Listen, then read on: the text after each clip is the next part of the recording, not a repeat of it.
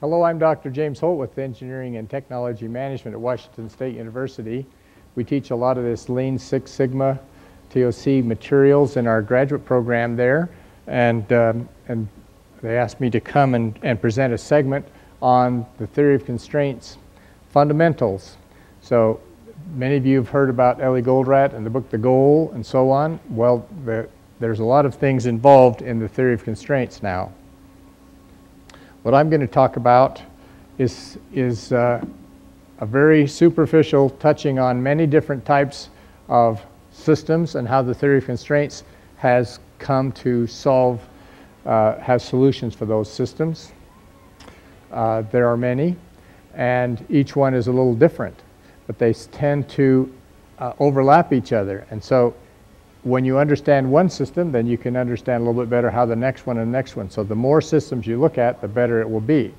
Because of the nature of the class here in the group, I'll be covering a lot of different things. And in order to do that, I need to basically describe what the system is, tell you what some of the problems are so that we have the same understanding about those systems. And I'll introduce you the way the theory of constraints solves that particular system. Okay? We have much more than we can talk about in an hour and a half, so we'll kind of go a little bit fast. I apologize for not interjecting many things, but I will take questions in the middle. So if you have a question, just raise your hand and we'll make sure and hear it for the recording purposes. Okay? The theory of constraints is as much a method as it is a way of life and how to do things. And as I'll come along here and we look at each system, I'll plug in a little bit about the way of life so that it might fit to you even if you're not in that particular environment as you go.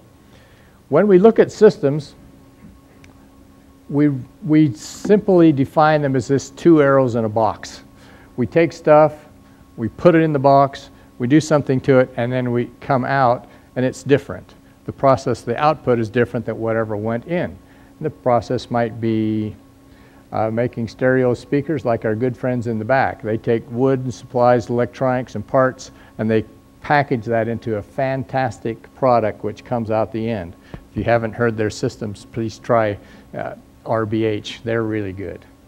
But if you look at any of these processes, anything in the box can be described into many smaller segments.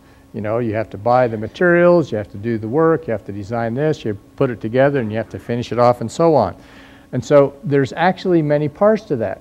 We can define any process into subparts.